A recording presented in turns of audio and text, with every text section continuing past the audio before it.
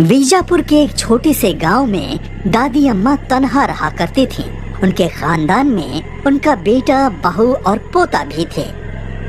राजेश, रमा और विनय तीनों शहर में रहते थे। अब्बा, इस छुट्टी में हम लोग दादी अम्मा से मिलने गांव जाएंगे, है ना? देखते हैं बेटा, दफ्तर में छुट्टी मिलेगी तो हम यकीनन जाएंगे।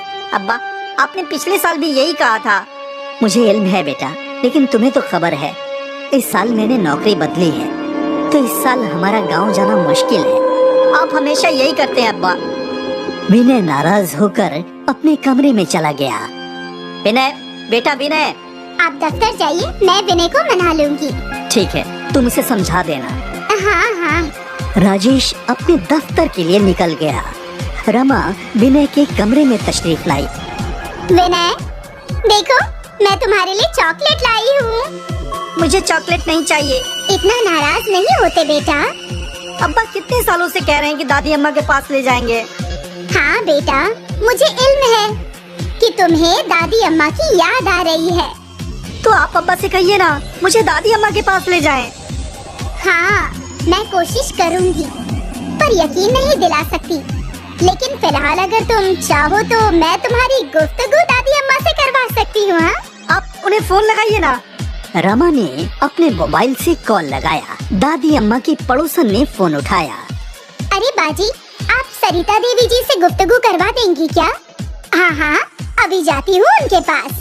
ये लो, अभी दादी अम्मा आएंगी और उनसे गुफ्तगू करो। कुछ ही देर में दादी अम्मा ने फोन उठाया।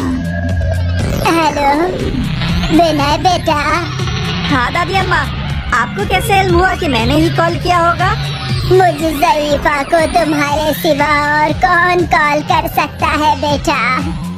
एक तुम ही तो हो जिससे मेरी फिक्र है। दादी अम्मा, आप खैरियत से तो हैं? मैं खैरियत से हूँ। तुम खैरियत से हो? तुम्हारी पढ़ाई कैसी चल रही है? मैं भी खैरियत से हूँ और पढ़ाई भी अच्छी चल रही है। दादी अम्मा, इस बार भी अब्बा मुझे आपके पास नहीं ला रहे हैं। बोल रहे थे कि छुट्टी नहीं है। अब्बा हमेशा ऐसा ही करते हैं। कोई बात नहीं बेटा। लेकिन मुझे आपसे मिलना था, आपसे अफसाने सुनने थे। तो एक काम करते हैं कि मैं ही तुम्हारे पास आ जाती हूँ। आप हकीकत में आओगी दादी अम्मा? हाँ, तू अपने अब्बा से बोल दे, मेरी टिकट करवा दे। अरे वाह, तब तो बहुत मजा आएगा। आप यहाँ आने की तैयारी कीजिए दादी अम्मा, मैं आपका इंतजार करूँगा। ठीक है मेरे लाडले। छोटा विनय और दादी अम्मा दोनों खुश थे, क्योंकि जल्द ही उनकी एक दूसरे से मुलाकात होने वाली थी। यहाँ विनय अपने घर में चिल्लाने लगा। दादी अम्मा आने वाली है, दादी अम्मा आने वाली है। अच्छा, लेकिन कब? ये नहीं मालूम। दादी अम्मा ने कहा है पापा से कहो टिकट करवाने के लिए। वाह, ये तो बहुत अच्छी बात है। अब्बा, आपने दादी अम्मा का टिकट करवाया है क्या? मैंने एजेंट को बोला है, हो जाएगा। दादी अम्मा भी अपने पोती के पास जाने की तैयारी कर रही थी। अरे, मैं तो पापड़ निकालना ही भूल गई। विनय को पापड़ बेहद पसंद है। पापड़ का डिब्बा अलमारी के ऊपर रखा था। दादी अम्मा एक स्टूल पर चढ़ गई। उनका हाथ डिब्बे तक नहीं पहुंच रहा था। वो कोशिश करती रही और उसी कोशिश में उनका तवाज़ुन बिगड़ गया और वो गिर गए। सर में गहरी चोट आने की वजह से उनका वहीं इंतकाल हो गया। अगली सुबह जब उनकी पड़ोसन उन्हें उठाने आई तो दादी अम्मा को खून में सना हुआ देखकर वो चीख पड़ी। दादी अम्मा की मौत पर सभी लोग गांव आए। दादी अम्मा, दादी अम्मा, आपको क्या हो गया? राजेश और रमा विनय को संभालने की कोशिश कर रहे थे, लेकिन विनय को गहरा सदमा लगा था। उसे अपनी दादी अम्मा से खासा लगाव था। उस रात सब लोग सो गए, लेकिन विनय को नींद नहीं आ रही थी। वो घर में यहाँ वहाँ घूमने लगा। यकायक उसने देखा कि दादी अम्मा की कुर्सी हिल रही थी और उस पर दादी अम्मा बैठी थी। दादी अम्मा, दादी अम्मा। उसकी दादी अम्मा उसे हंसकर बुला रही थी। तो आ गया बेटा, मैं तेरा ही इंतजार कर रही थी बेटा। दादी अम्मा, सब लोग कह रहे हैं कि आप मर गई हैं। अब आप कभी वापस नहीं आएंगे। अच्छा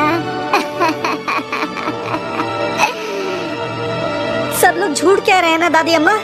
हाँ बेटा, देख मैं तेरे रूबरू यही हूँ। विनय अपनी दादी से गुफ्तगू कर रहा था। इसी वक्त रमा की नींद खुल गई और वो विनय को ढूंढते आंगन में आ गई। उसने देखा कि विनय खाली कुर्सी से गुफ्तगू कर रहा है। अरे विनय, तुम किससे गुफ्तगू कर रहे हो? देखो देखो दादी अम्मा लौट आई। कहाँ है दादी अम्मा? वहाँ कोई नहीं है बेटा। क्या अम्मा? देखो दादी अम्मा यही है। ये सुनकर रमा हैरान हो गई। राजेश, राजेश! क्या हुआ? विनय कह रहा है कि वो दादी अम्मा से गुफ्तगू कर रहा है। अरे उसे अपनी दादी अम्मा की याद आ रही होगी, शायद इसीलिए। ये उसका वहम होगा। ऐसा लगता तो नहीं है। मुमकिन है वो उसे तुम्हारी अम्मा की रूह नजर आ रही हो। नहीं, ऐसा कुछ नहीं होगा। बच्चा है, बच्चों को वहम भी होता है। मुमकिन है। अगर ऐसा हो तो बेहतर हो। अरे विनय बेटा, चलो अंदर चलो, सो जाओ। अरे सुबह जल्दी उठना है तुम्हें। ठीक है अब्बा। विनय के वालिदैन उसे सोने के कमरे में ले गए।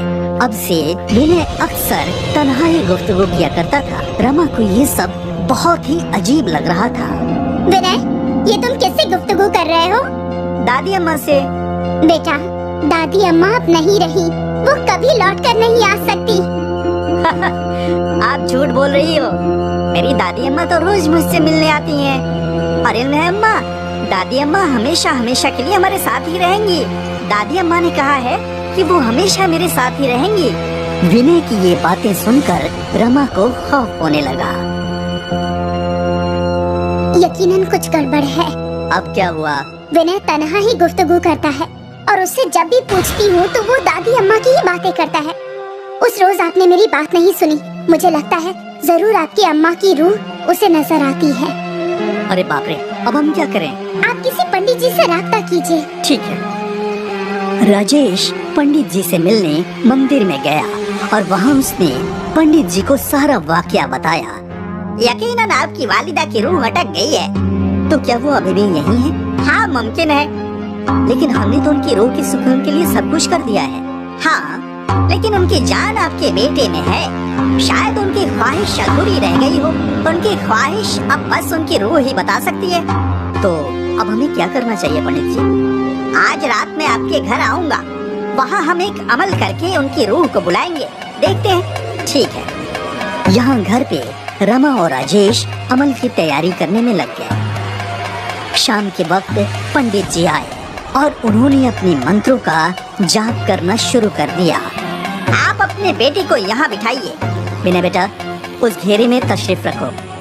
विनय घेरे के अंदर बैठ गया और पंडित जी मंत्र पढ़ने लगे। पंडित जी के मंत्र पढ़ते ही वहाँ के हालात में तब्दीलियाँ शुरू हो गई। हवा तेज हो गई, खिड़की दरवाजे खड़खड़ाने लगे। विनय के दादी की रूह घेरे के पास हाजिर हो गई। मुझे यहाँ क्यों बुलाया? अम्मा, आप अपने पोते के साथ नहीं रह सकती। ये तकलीफ का कानून नहीं है अम्मा। मुझे मेरी जिंदगी में अपने पोते के साथ रहने को नहीं मिला। कम से कम अब तो रहने दो। नहीं अम्मा, इससे आपके पोते को ही नुकसान होगा। क्या आप उसकी जिंदगी बर्बाद करना चाहती हैं? नहीं, मेरा विनय मुझे बेहद प्यारा है।